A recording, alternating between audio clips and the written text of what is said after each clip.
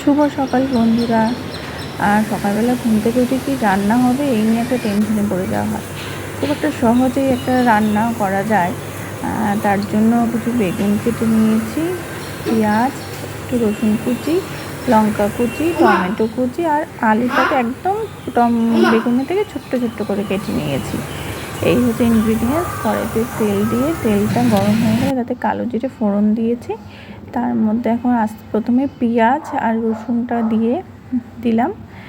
এবার পেঁয়াজ রসুন একটু ভাজা ভাজা হয়ে এলে বাকি সবজিগুলো তখন দিয়ে দেওয়া হবে। পেঁয়াজ আর রসুনটা দিয়ে তার মধ্যে একটু লবণ আর একটু হলুদ দিয়ে দেব। লবণ আর হলুদটা পরিমাণ মতো, আপনি কতটা পরিমাণে তরকারিটা বানাচ্ছেন তার উপরে ডিপেন্ড করবে। সকালবেলা থেকে রান্না করার পরে ঘুম থেকে উঠে কি রান্না হবে কি খাওয়া হবে সকাল থেকেই শুরু হয়, কিন্তু এই রেসিপিটা আপনাদের খুব সহজেই হয়ে যায়, খুব কম সময়ে হয়ে যায়। সেটা ভাত বা রুটি যাই খান না কেন তার সাথে খুবই ভালো লাগে। একবার ট্রাই করে দেখতে পারেন আপনারা।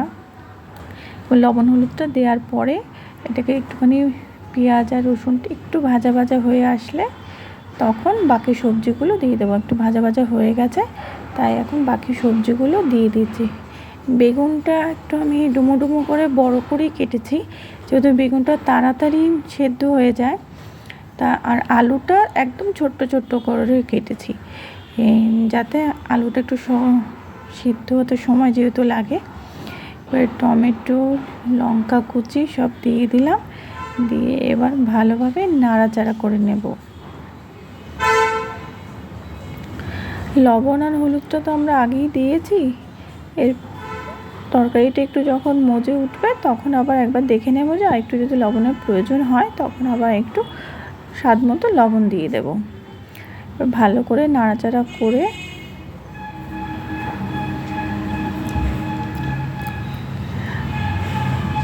খুব কম সময়ের মধ্যেই হয়ে যায়।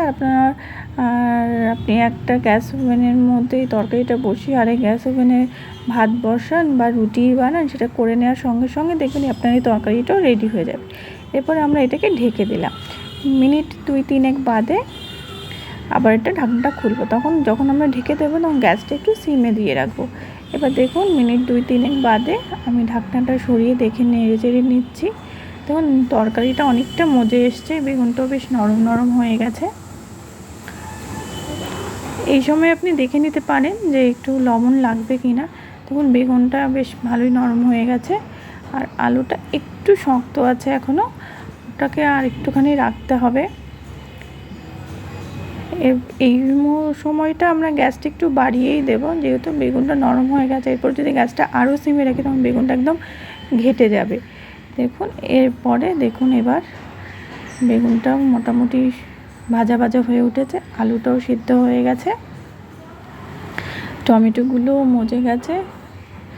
এইটাতে না একটু নাড়াচাড়াটা একটু হালকা হাতে করতে হবে, যাতে সব সবজিগুলো গোটাই থাকবে কিন্তু। এবার দেখুন আমার রান্নাটা রেডি। কি সুন্দর টেক্সচারটা এসছে, ভালো লাগছে দেখতে। আমি এবার থালাতে ভাতও বেড়ে নিয়েছি। এবার গরম গরম ভাতের সাথে এটা পরিবেশন করছি। আমার তো খুব ভালো লাগে, কোনো মশলা ছাড়া খুব কম সময়ের মধ্যেও হয়ে যায়।